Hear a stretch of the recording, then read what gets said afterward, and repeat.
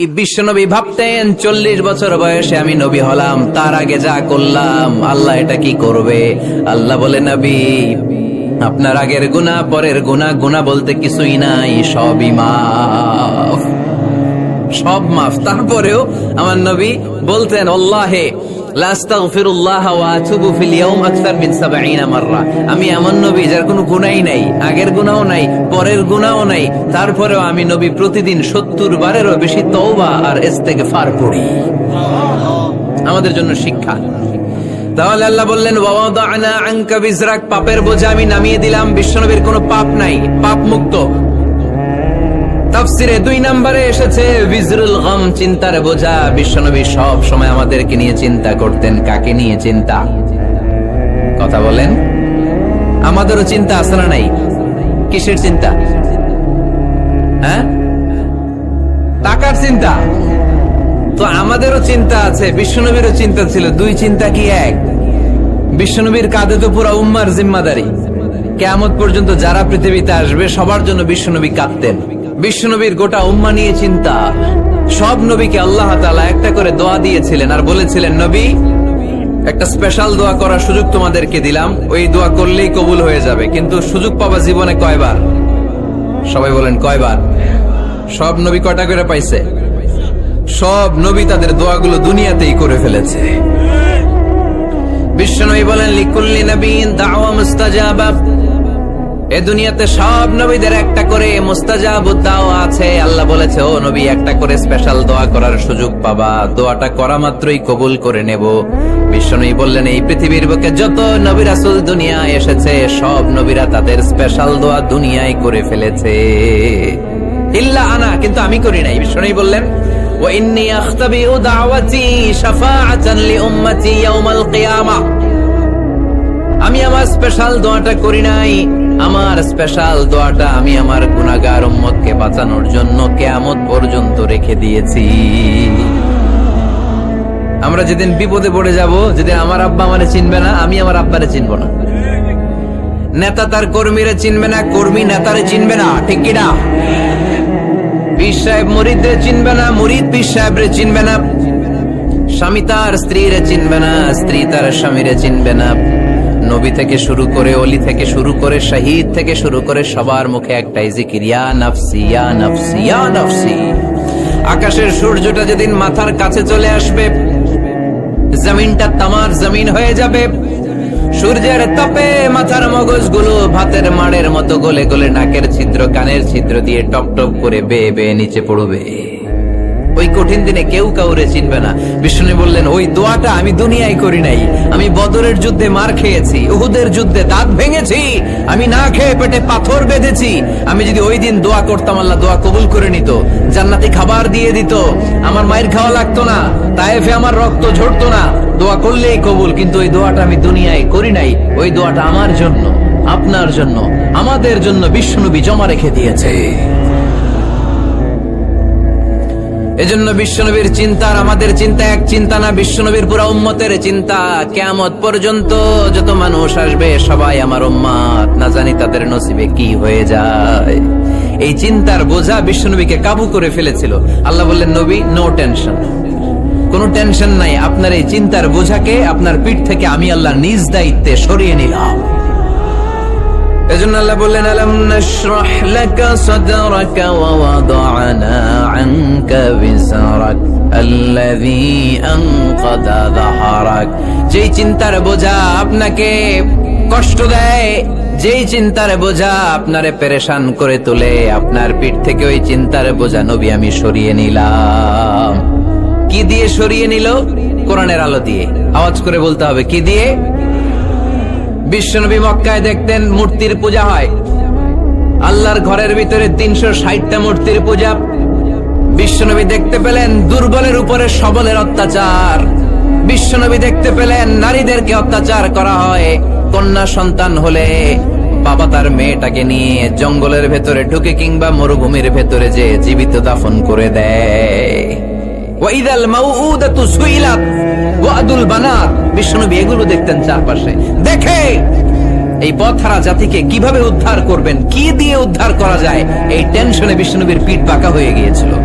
উপমা, বাঁকা হয়ে গিয়েছিল, বিশ্বনবী সব সময় পেরেশান থাকতেন। আল্লাহ বললেন, নবী টেনশনের দরকার নাই, হেরা গুহায় এমন একটা নূরের আলো দিয়ে আমি আপনারে আলোকিত করব, যার মাধ্যমে সব পেরেশানি দূর হয়ে যাবে।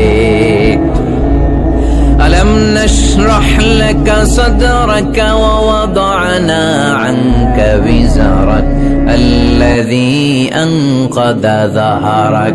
আপনাকে পেরেশান বানিয়ে দেয় এরকম সব চিন্তার বোঝা আমি আল্লাহ সরিয়ে নিলাম। সুবহানাল্লাহ। দুইটা নেয়ামত শুনলাম, এবার 3 নম্বরের নেয়ামত আল্লাহ বললেন ওয়ারাফা'না লাকা যিকরাক। এই আয়াতটা মুখস্থ করতে হবে আজকে, আমার সাথে সাথে পড়েন ওয়ারাফা'না লাকা যিকরাক। সবাই বলেন নাই, পড়েন ওয়ারাফা'না লাকা যিকরাক, ওয়ারাফা'না লাকা যিকরাক। নবী হে, আপনার সম্মানকে আমি আকাশচুম্বী করেছি। I have dignified your status high and high, the highest peak. আপনার মর্যাদা উঠাতে উঠাতে আকাশ বাতাস ছাপিয়ে, সাত আকাশ কাঁপিয়ে আরশের উপরে নিয়ে গিয়েছি। আপনার মর্যাদা আমার পরপরই, স্রষ্টার পরে পুরো সৃষ্টিকুলের উপরে বিশ্বনবীর মর্যাদা আছে না নাই? এজন্য আল্লাহ বললেন ওয়ারাফা'না লাকা যিকরাক। ও নবী, আপনার মর্যাদা সম্মান আমি আকাশচুম্বী করেছি। আপনার সুনাম, সুখ্যাতি, মান, মর্যাদা আমি গোটা বিশ্বে ছড়াইয়া দেব। এই আয়াত যখন নাজিল হলো, কাফেররা হাসতে শুরু করলো। কাফেররা বলে, মোহাম্মদ বেটা বলে কি, ও জানে বাঁচবে কিনা ওইটাই তো সন্দেহ। আমরা যেই ষড়যন্ত্র পাকাচ্ছি, ও জানে বাঁচবে কিনা সে এটাই সন্দেহ। তার নাম গোটা বিশ্বে ছড়াবে কি করে আমরা দেখে নেব। আল্লাহ বলেন, তোরা আমার নবীর সুনাম সুখ্যাতি ছড়ানোর ব্যাপারে বাধা তৈরি করবি, তোরা আমার নবীর ব্যাপারে অপপ্রচার চালাবি, তোদের অপপ্রচারকেই আমি আমার নবীর প্রচার মাধ্যম বানিয়ে দেব। তোরা করবি অপপ্রচার।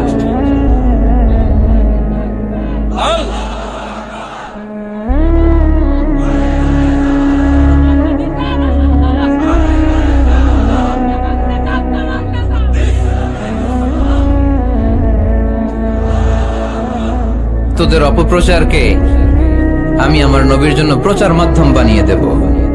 এরকম অনেক সময় হয় না যে কেউ কেউ অপপ্রচার করে কারো বিরুদ্ধে, এটা তার জন্য প্রচার হয়ে যায়। কেউ অপপ্রচার চালায়, আল্লাহর মেহেরবানিতে ওইটা তার পাবলিসিটি হয়ে যায়। তার আলাদা করে প্রচার বিভাগের টিম তৈরি করা লাগে না, তার বিরোধীরাই তার প্রচার বিভাগের কাজে নেমে পড়ে। বিষ্ণু বললেন তোরা, আল্লাহ বললেন তোরা আমার নবীর সুনাম সুখ্যাতিকে থামাবি, তোদের মাধ্যমে আমি বিশ্ব নবীর সুনাম সুখ্যাতি গোটা বিশ্বে বুলন্দ করে দেব। আবু জাহেল ঘোষণা দিল, খবরদার, হজের মৌসুম, হাজী সাহেবরা গোটা বিশ্ব থেকে আসবে, আমার দলের কর্মীরা তোরা যেটা করবি সেটা হচ্ছে হাজীদের কাছে যেয়ে বলবি মক্কায় নতুন এক পাগল আসছে, নতুন এক জাদুকর আসছে, নাম মুহাম্মদ। নাউজুবিল্লাহ পড়বেন না? খবরদার হাজী সাহেবেরা, এই পাগলের কাছে যেও না। সব হাজিরা গোটা বিশ্ব থেকে এসে মক্কার মিনা প্রান্তরে তাঁবুর ভিতরে ঢুকেছে, আর আবু জাহেলের টিম মেম্বাররা সব তাঁবুর ভিতরে উকি মাইরা কয়, খবরদার, নতুন পাগল আইছে। সবাই কয়, নাম কি? কয়, মুহাম্মদ। নতুন পাগল এসেছে, নাম মুহাম্মদ। নতুন জাদুকর এসেছে, তার নাম মুহাম্মদ।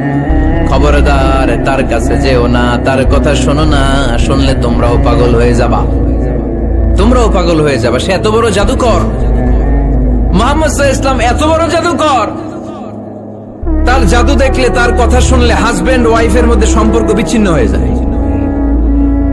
সে এত বড় জাদুকর, তার কথা শুনলে বাবা আর ছেলের সম্পর্ক ছিন্ন হয়ে যায়। সে এত বড় জাদুকর, তার কথা শুনলে বন্ধু বন্ধু আলাদা হয়ে যায়। খবরদার হাজী সাহেবরা, তোমরা হজ করতে এসেছো করো, জমজমের পানি খাও আর খেজুর নিয়ে যাবা বাড়িতে, কিন্তু মুহাম্মদ সাল্লাল্লাহু আলাইহি ওয়াসাল্লামের কাছে যাওয়া যাবে না।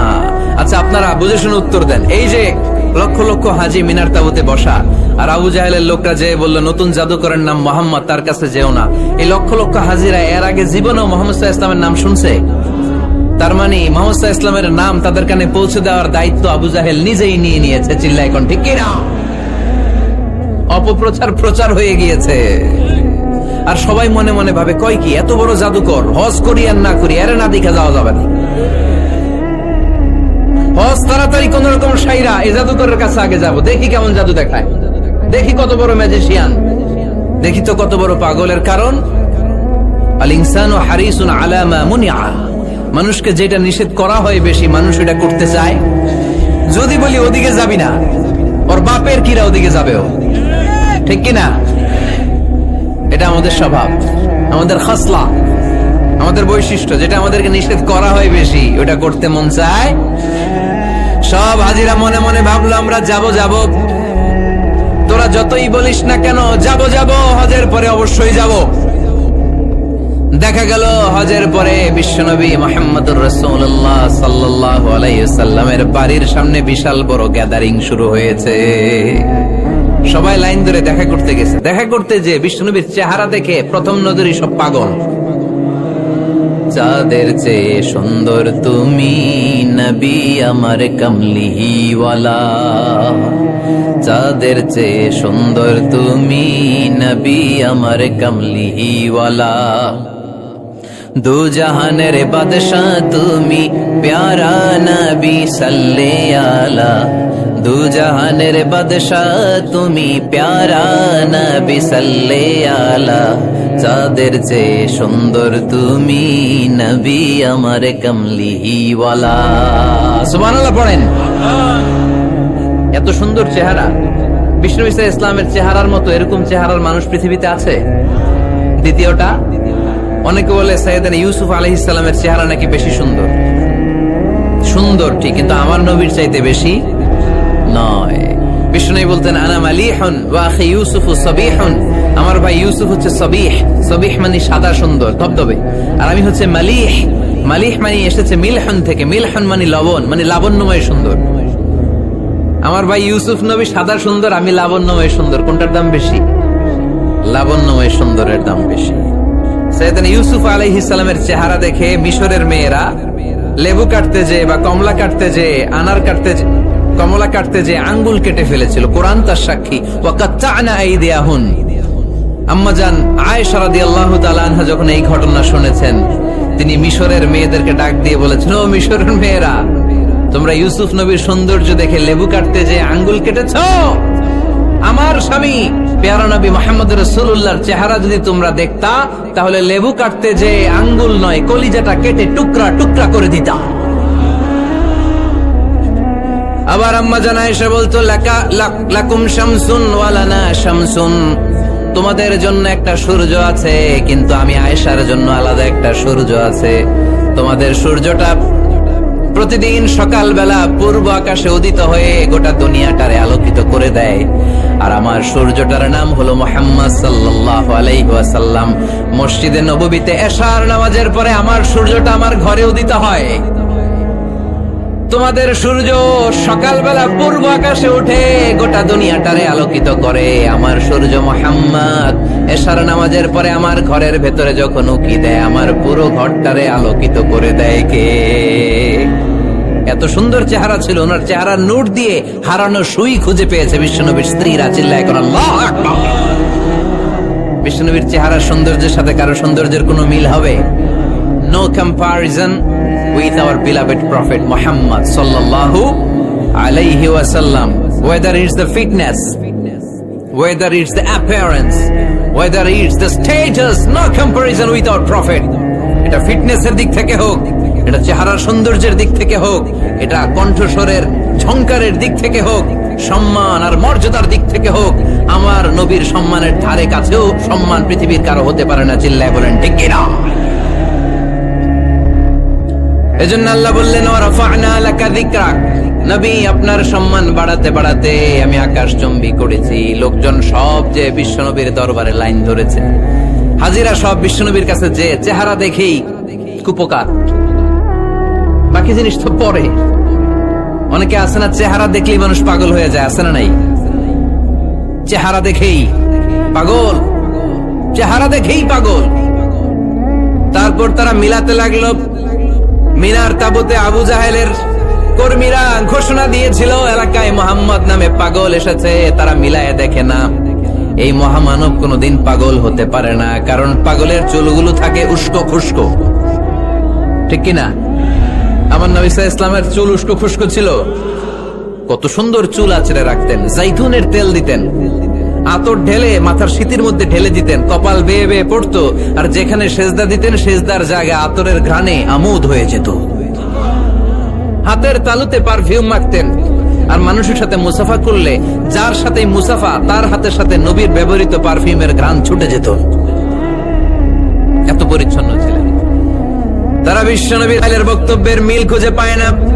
তারা বলে না, এই লোক কখনো পাগল হতে পারে না। পাগলের চুল থাকে উস্কো খুস্কো, জামা থাকে ছিঁড়া ফাড়া, গায়ের মধ্যে থাকে ময়লা। পাগল কখনো দাঁত মাজে না, কিন্তু বিশ্বনবীর মুচকি হাসির ফাঁক দিয়ে দাঁতের দিকে তাকালে মানুষগুলো সব পাগল হয়ে যায়। স্মাইল দিতেন বিশ্বনবী, স্মাইল, মুচকি হাসি, তাবাসসুম। বিশ্বনবীর মুচকি হাসি দেখলে মানুষ পাগল হয়ে যেত, পাগল পড়া হয়ে যেত। তারা বলে না না, এই মহামানব তো কখনো পাগল হতে পারে না। আবার মিলাতে লাগলো আবু জাহেলের কর্মীরা বলেছিল এটা নাকি বড় জাদুকর, কিন্তু তারা বলে না না, এই অসাধারণ লোকটা জাদুকর হতে পারে না, সে তো কোনো মন্ত্র পড়ে না। জাদু করার জন্য মন্ত্র পড়ার দরকার আছে না নাই? বিষ্ণুনবী কি মন্ত্র পড়তো? বিষ্ণুনবী কি পড়ে শোনাতো? চিল্লায় বলেন, কি পড়ে শোনাতো? কোরআন শোনাতো। এত সুন্দর কণ্ঠ ছিল বিশ্বনবীর, পাগল হয়ে যেত মানুষ শুনতে শুনতে, পাগল পড়া হয়ে যেত, বিমুগ্ধ হয়ে যেত। তারা সবাই বলতে আরম্ভ করলো, আবু জাহেল তুমি মিথ্যাবাদী, তবে তোমাকে ধন্যবাদ এরকম একটা মানুষের সাথে পরিচয় করিয়ে দেওয়ার জন্য। সুবহানাল্লাহ কইলেন না? আমরা মেনে নিতে পারলাম না সে পাগল নয়, জাদুকর নয়, সে হলো এই জামানার পয়গাম্বার। আমরা পড়ে নিলাম লা ইলাহা ইল্লাল্লাহু মুহাম্মাদুর রাসূলুল্লাহ সাল্লাল্লাহু আলাইহি ওয়াসাল্লাম। রাফা'না লাকা যিকরাক। নবী হে, এইভাবে আমি আপনার সম্মানকে বাড়িয়েছি। হাইসুমা যুকিরতু যুকিরতা মাই। নবী যেখানে আমার নাম নেওয়া হবে, আমার পর পর আপনার নামও নেওয়া হবে। পড়েন সুবহানাল্লাহ। যেখানে আমার আল্লাহর নাম, তারপরে আমার নবীর নাম আছে না নাই? কালিমার ভেতরে লা ইলাহা ইল্লাল্লাহ আমার আল্লাহর নাম শোভা পায়, তারপরে মুহাম্মাদুর রাসূলুল্লাহ দ্বিতীয় বাক্যে আমার নবীর সুন্দর নামটা আছে না নাই? কালেমার মধ্যে প্রথমে আল্লাহর নাম, তারপরে নবীর নাম। হাইসুমা যুকিরতু যুকিরতা মাই। নবী কিভাবে আপনার মর্যাদা আমি বাড়াবো জানেন? যেখানে আমি ওইখানেই আপনি। যেখানে আমার নাম নেওয়া হবে, তারপরেই সৃষ্টিকুলের মধ্য থেকে শুধু আপনার নাম নেওয়া হবে। সুবহানাল্লাহ পড়েন। আপনার উম্মতেরা গোটা বিশ্বে সালাত আদায়ের জন্য আজান দিবে। আজানের প্রথম 4 বাক্যে আমি আল্লাহর বড়ত্ব, আল্লাহু আকবার। তারপরের 2 বাক্যে আমি ছাড়া কোনো ইলাহা নাই, এটার সাক্ষ্য দেয়া হবে। তারপরের 2 বাক্যে সবাই সাক্ষ্য দিতে বাধ্য, আপনি ছাড়া দুনিয়ায় আর কোনো শেষ রাসূল নাই। তার মানে আজানের মধ্যেও আমার আল্লাহর নামের পরে আমার নবীর নাম আছে না নাই? এরপর আমরা একামত দিয়ে জামাত শুরু করি। এই জামাতের আগে যে একামতটা দেই, এই একামতেও আল্লাহর নামের পরে আমার নবীর নামটা আছে না নাই? আল্লাহু আকবার, আল্লাহু আকবার, আশহাদু আন লা ইলাহা ইল্লাল্লাহ, আশহাদু আন্না মুহাম্মাদার রাসূলুল্লাহ সাল্লাল্লাহু। তার মানে আজানে আমার নামের পরে আপনার নাম, একামতে আমার নামের পরে আপনার নাম।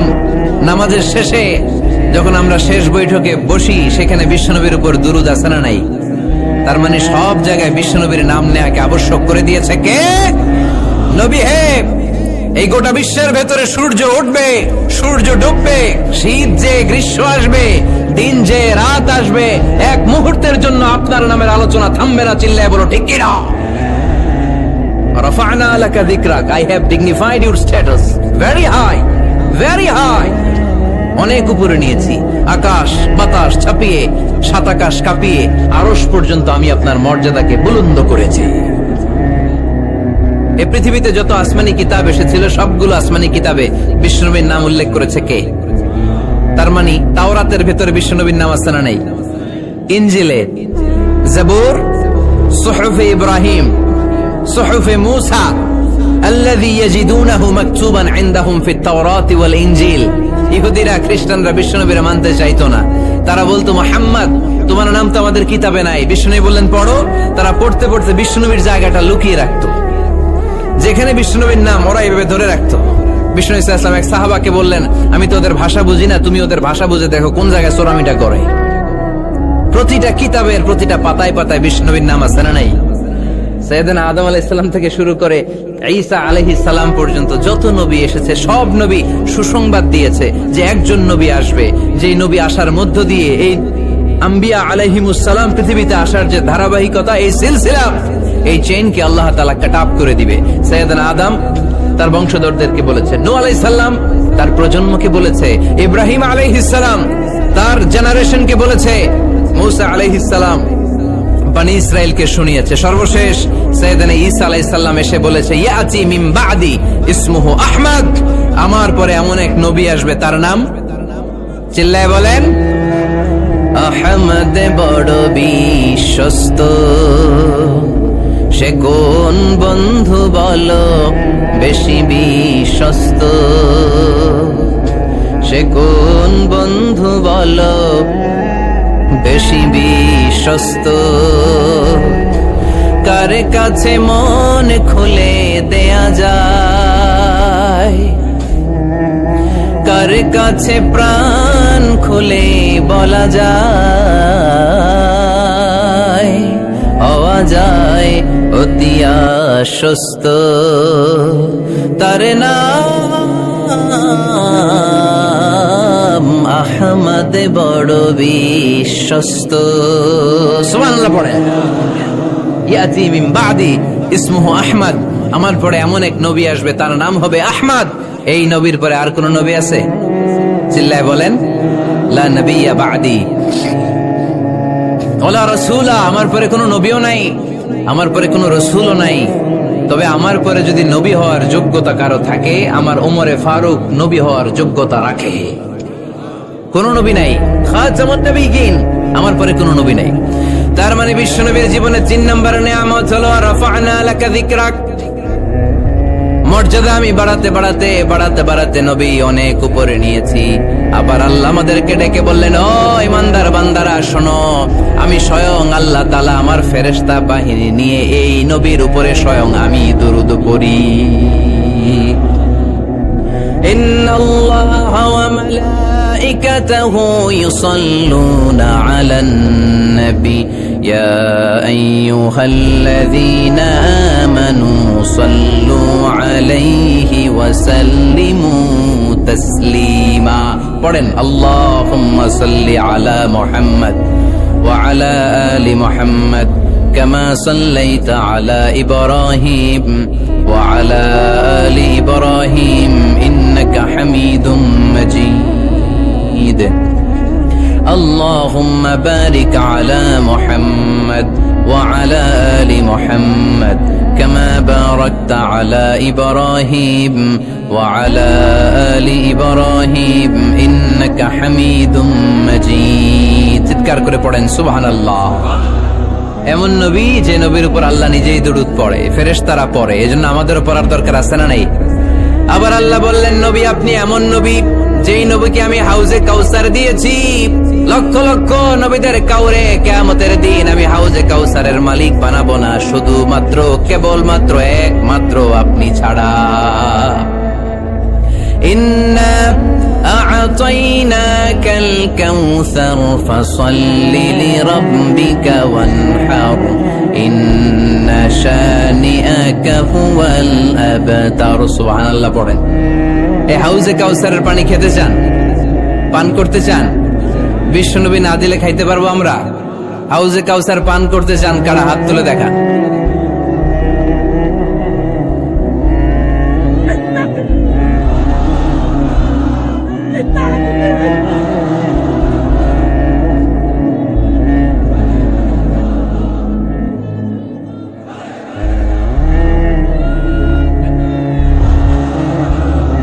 আহলা মিনাল আসাল, হাউজে কাউসারের পানি মধুর চেয়েও মিষ্টি।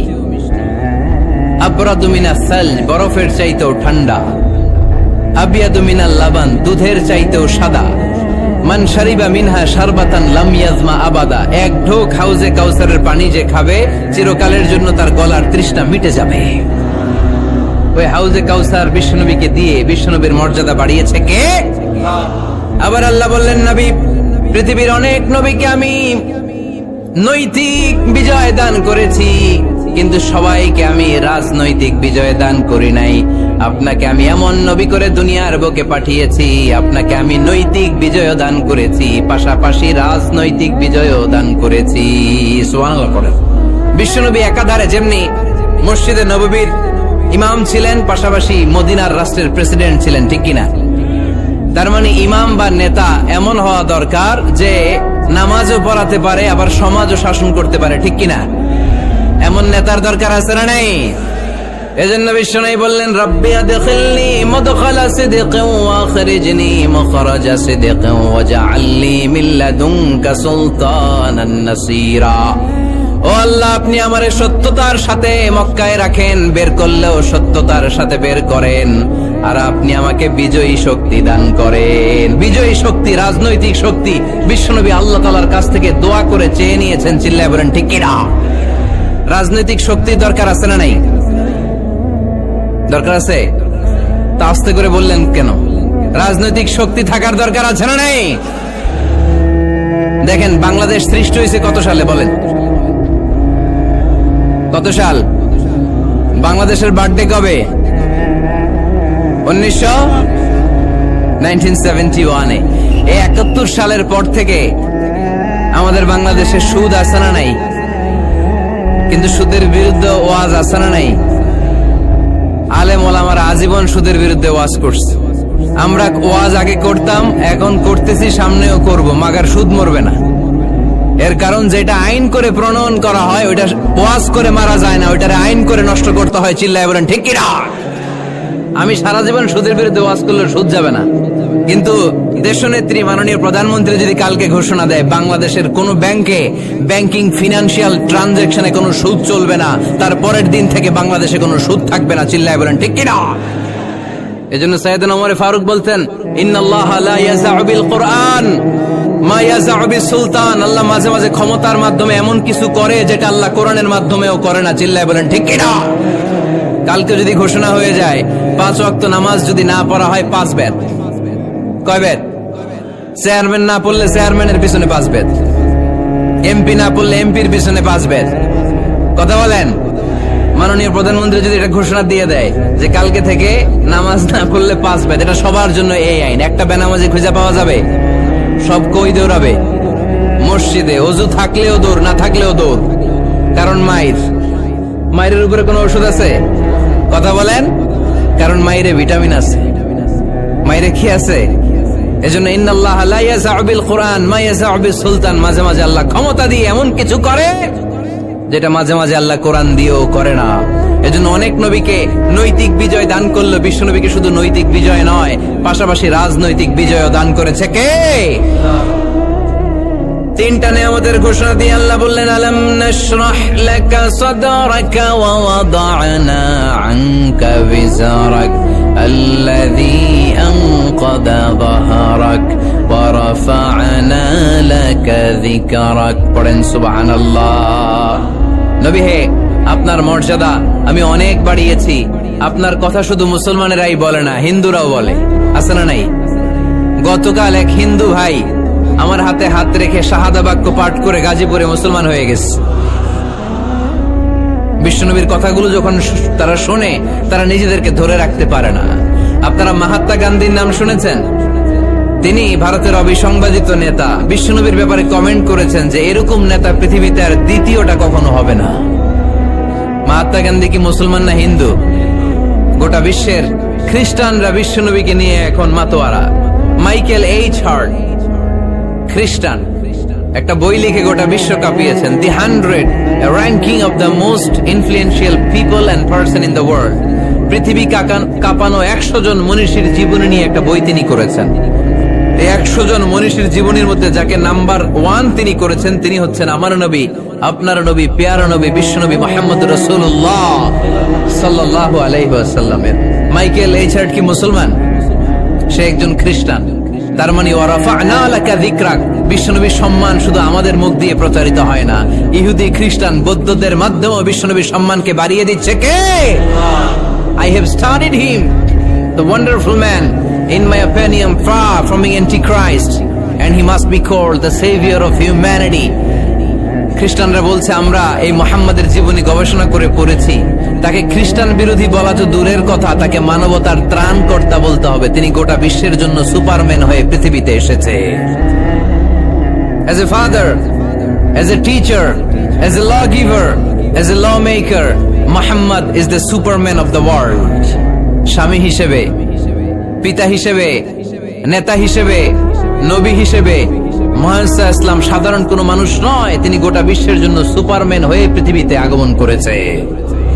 ওয়ারাফা'না লাকা যিকরাক, নবী দুশ্চিন্তা করবেন না, টেনশন করবেন না, আমি আপনার সম্মানকে বাড়িয়ে দেব। এই তিনটা নেয়ামতের বর্ণনা সূরা ইনশিরাহের ভিতরে বর্ণনা করলেন কে?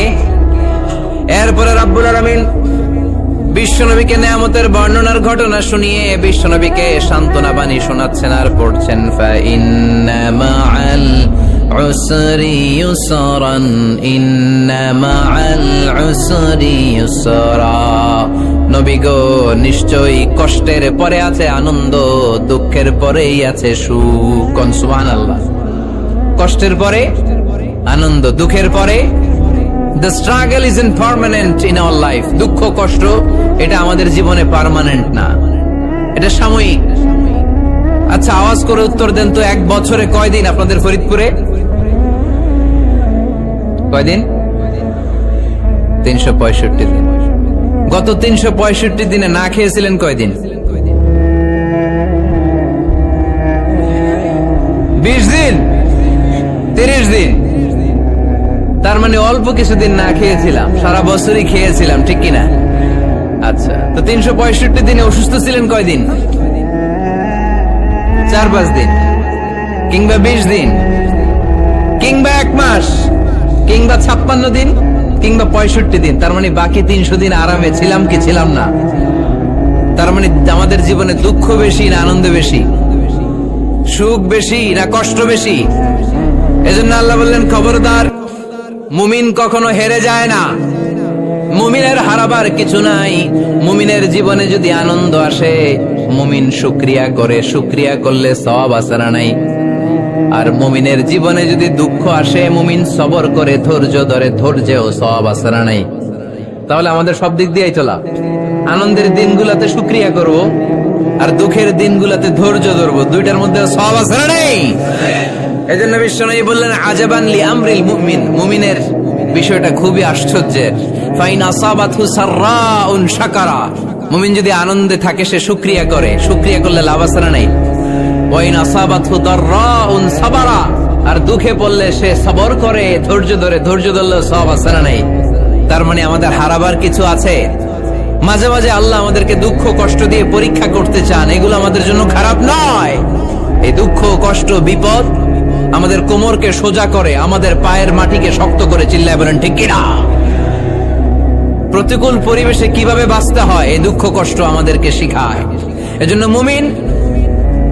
মুমিন বান্দার বৈশিষ্ট্য হচ্ছে দুঃখ কষ্ট বেদনা জ্বালা এগুলোতে সে আপসেট হয় না, সে হাল ছেড়ে দেয় না, সে ভরসা রাখে একজনের উপর। চিল্লায় বলতে হবে তিনি কে? কারণ মুমিন জানে রাত্রি যত গভীর হয়, অন্ধকার তমানিসা ভেদ করে সুবহে সাদিক হয়। মুমিন জানে গর্ভবতী নারীর পেটের ব্যথা যেই দিন বাড়তে থাকে, ওই দিনই নতুন মেহমান আগমনের সময় ঘনাতে থাকে। মুমিন জানে তার জীবনে দুঃখ কষ্ট বিপদ যত বাড়তে থাকে, সুখের দিন কাছে আসতে থাকে। এজন্য মুমিনের হারাবার কিছু নেই। ফাইন্না মাআল উসরি ইউসরা, ইন্না মাআল উসরি ইউসরা। নবী হে, কষ্টের পরেই আছে আনন্দ, দুঃখের পরেই আছে সুখ। আপনি সমস্যায় পড়েছেন, ওই সমস্যার সমাধানও আছে না নাই? এই পৃথিবীতে এমন কোন সমস্যা আছে যেটা সমাধান নাই? কথা বলেন। সমস্যা তৈরি করেছে কে? আবার সমাধানও দিয়েছে কে? আল্লাহ doesn't create a lock without its key. আল্লাহ কখনো চাবি না বানাইয়া ওইটার তালা বানায় নাই। কথা কন। তালাও যেহেতু আছে, ওই তালার চাবিও বানিয়েছে কে? মা আনজালাল্লাহু দান ইল্লা আনজালাল্লাহু লাহু শিফা, আল্লাহ দুনিয়ায় এমন কোন রোগ পাঠায় নাই যে এই রোগের ঔষধ বানায় নাই, এমন কোন রোগ নাজিল করে নাই যেই রোগের কোন চিকিৎসা বানায় নাই, হয়তো সেটা আবিষ্কার হয় নাই। অনেকে ক্যান্সারের কথা বলতে পারেন যে হুজুর ক্যান্সার এমন রোগ, এই ক্যান্সার তার নাই কোনো অ্যান্সার, কিন্তু বিজ্ঞানীরা বলতেছে এটারও অ্যান্সার আবিষ্কৃত হচ্ছে। সুবহানাল্লাহ কইবেন না? কিছু কিছু ক্ষেত্রে হয়েও গিয়েছে। এজন্য দুঃখের পরেই আছে সুখ, কষ্টের পরেই আছে আনন্দ। এই দুনিয়াটাই এরকম, কষ্টের পরই আনন্দ। দেখবেন তারাবির নামাজ 20 রাকাত পড়তে কষ্ট লাগে না? কোমরে ব্যথা, হাঁটুতে ব্যথা, কিন্তু 20টা রাকাত যখন শেষ করে মসজিদ থেকে বের হই একটা আনন্দ আছে না নাই? কষ্ট করে পরীক্ষার জন্য প্রিপারেশন নিলেন আপনি কয়েক মাস, কিন্তু ফলাফল যখন ভালো হয় তখন একটা আনন্দ আছে না নাই? সারাদিন রোজা রাখলেন রমজানে, কি কষ্ট, তৃষ্ণায় গলা ফেটে যায়, কিন্তু ইফতারির সময় যখন রুহ আফজা শরবতটা খাই কেমন লাগে? একটা আনন্দ আছে না নাই? এজন্য আল্লাহ বললেন فَإِنَّ مَعَ الْعُسْرِ يُسْرًا إِنَّ مَعَ الْعُسْرِ يُسْرًا। ও নবী, কষ্টের দিন মক্কায় অল্প কিছু দিন, মদিনাতে আনন্দের দিন অপেক্ষা করছে। আমাদের জীবনে যদি দুঃখ কষ্ট আসে আমরা ধৈর্য ধরবো, তাওয়াক্কুল করবো একজনের উপর, তিনি কে? কারণ আমরা বিশ্বাস করি কষ্টের দিন এটা চিরকালের জন্য নয়, সামনে আনন্দের দিন আমাদের জন্য সেট করে রেখেছে কে? তাহলে আমরা সূরাতুল ইনশিরাহ থেকে 3টা নেয়ামতের বর্ণনা শুনলাম, বিশ্বনবীকে কি সান্ত্বনা দেয়া হলো সেটা শুনলাম। এবার 2টা গাইডলাইন শুনে তাফসীর আমরা শেষ করব। শুনতেছেন? কষ্ট হচ্ছে তো উঠা বসা করতেছেন কেন? উঠলেন কারা কারা? শেষ করে দেব? দোয়া করে দেই। কি গাইডলাইন দিলেন শুনবেন? কে কে শুনবেন না হাত তোলেন।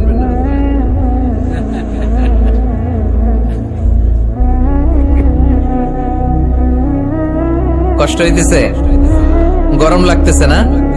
আমিও ঘামতেছি আপনাদের সাথে সাথে। অনেক গ্যাদারিং হয়ে গেছে। আসেন আল্লাহর নামে 3টা তাকবীর দেই, তারপর কোন 2টা গাইডলাইন তিনি বিশ্বনবীকে দিলেন ওই নির্দেশনা বাণীটুকু শুনে আজকে আমরা বিদায় নেব। আওয়াজ করে পড়তে হবে লিল্লাহে তাকবীর, লিল্লাহে তাকবীর, লিল্লাহে তাকবীর। গাইডলাইন নাম্বার 1, ফাইদা ফারাগতা ফানসাব। নবী আপনি যখন অবসর হন আপনি ইবাদতে মশগুল হন। ফানসাব ফিল ইবাদা, তাফসীর ইবনে কাসিরে এসেছে আপনি ইবাদতে মশগুল হন যখন আপনি অবসর পান। অবসর আল্লাহর দেয়া বড় নেয়ামত, এটা বিশ্বাস করেন? অবসর কিন্তু নেয়ামত। আমরা অনেকেই অবসর সময়কে কাজে লাগাই না, কিন্তু অবসর চলে যাওয়ার পরে যখন ব্যস্ত হয়ে পড়ি তখন বলি হায় রে, অবসরটা যদি কাজে লাগাইতাম। পরীক্ষার পরে 3 মাস ছুটি ছিল, এই 3 মাস অবসরে যদি পড়তাম তাইলে তো আজকে ভার্সিটিতে চান্স পেয়ে যেতাম, ঠিক কিনা? এজন্য বিশ্বনবীর আল্লাহ বললেন নবী ফাইযা ফারাগতা ফানসাব ওয়া ইলা রাব্বিকা ফারগাব। মাদানী জীবনে, মাক্কি জীবনে, দাওয়াতি কার্যক্রমের পরে, রাষ্ট্রীয় কার্যক্রমের পরে যখনই আপনি অবসর পাবেন তখনই আপনি ইবাদত করেন, তখনই বেশি বেশি আল্লাহর কাছে দোয়া করে। দোয়াটা খুব শক্তিশালী, কিন্তু আমরা অনেকে জানি না কি করে দোয়া করতে হয়। সিনসিয়ার দোয়া ইজ লাইক এ মিসাইল। আপনারা প্রায় পত্রিকায় শুনবেন আমেরিকা অমুক দেশে মিসাইল হামলা করেছে, শুনছেন? মিসাইল হামলা এমন হামলা, কত সেন্টিমিটার বেগে যে কোন জায়গায় অ্যাটাক করবে, যেখানে মারার কথা ওখানে পড়বে। ঠিক দোয়াটা হচ্ছে মিসাইলের মতো। আপনি যদি দোয়ার মতো দোয়া করতে জানেন, ওই দোয়াটাও জায়গা মতো যে ভেদ করবে। চিল্লায় এখন ঠিক কিনা? কিন্তু আমরা দোয়া করতে জানি না, কি করে দোয়া করতে হয় এটা জানি না। বিশ্বনবীকে আল্লাহ বললেন নবী ফাইদা ফারাগতা ফানসাব, যখন আপনি অবসর হবেন তখন আপনি দোয়া করেন, আল্লাহর কাছে চান। বেশি বেশি চাইলে খুশি হয় কে? তার মানে প্রথম ঘোষণা হলো ফাইদা ফারাগতা ফানসাব। প্রথম নির্দেশনা হলো নবী যখনই আপনি অবসর পাবেন ইবাদত করবেন এবং দোয়া করবেন, বেশি বেশি আল্লাহর কাছে চাইবেন। 2 নাম্বার দিক নির্দেশনা হলো ওয়া ইলা রাব্বিকা ফারগাব, সব সময় আপনি আপনার আল্লাহর দিকে মনোনিবেশ করবেন। বিপদে পড়লে ডাকবো কারে? আমাদের অসুস্থতাকে সুস্থতায় পরিণত করে দিতে পারে কে? চাকরির জন্য পাগল পারা, চাকরি নাই, চাকরির ব্যবস্থা করে দিতে পারে কে? বিদেশে যেতে মনে চায়, পাসপোর্ট দিয়ে রেখেছি, ভিসা নাই, ভিসা লাগাই দিতে পারে কে? কিন্তু আমরা দুঃখ কষ্ট বেদনা কিছু একটা হইলেই সবার আগে আল্লাহরে শেয়ার করার আগে ফেসবুকে শেয়ার মেরে দিই। আছে না নাই? আপনাদের ফেসবুকে অ্যাকাউন্ট আছে নাকি? কার কার আছে দেখি?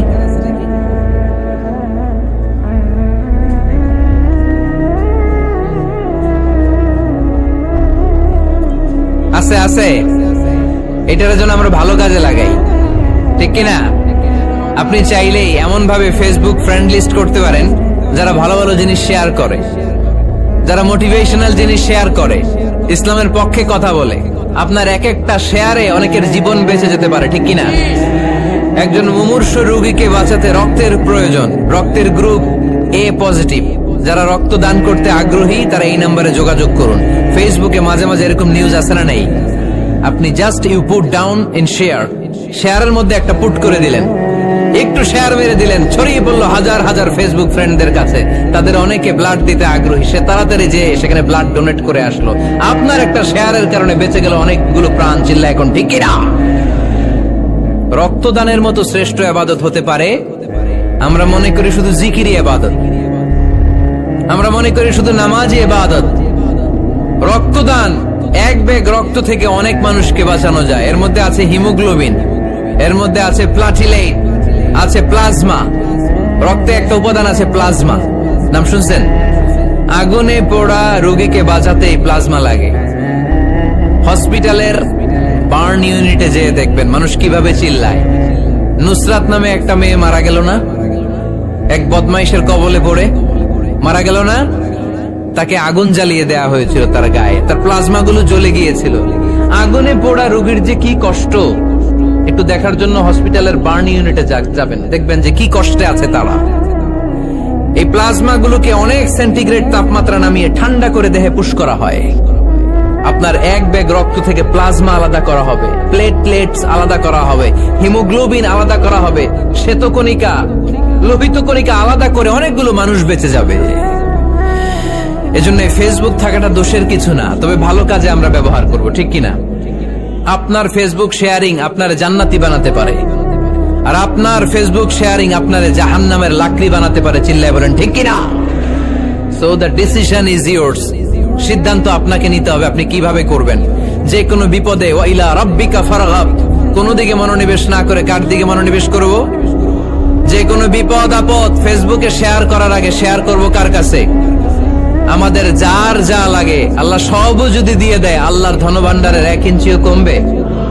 হাদিসে কুদসিতে আল্লাহ বললেন, লাউ আন্না আউওয়ালাকুম ওয়া আখিরাকুম ওয়া ইনসাকুম ওয়া জিন্নাকুম, পৃথিবীর সব জিন, পৃথিবীর সব মানুষ বিশাল মরুভূমিতে দাঁড়িয়ে যদি আমার কাছে চাইতে শুরু করে, আল্লাহ এটা দাও, ওটা দাও, ওটা দাও, আমি আল্লাহ তোমাদের সব চাহিদাও যদি মিটিয়ে দেই, আমি আল্লাহর ধনভাণ্ডারের 1 ইঞ্চিও কমবে না।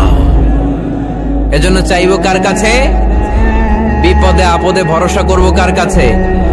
আর অবসরগুলোকে কাজে লাগানোর দরকার আছে না নাই? স্বাবলম্বী হওয়ার চেষ্টা করার দরকার আছে না নাই?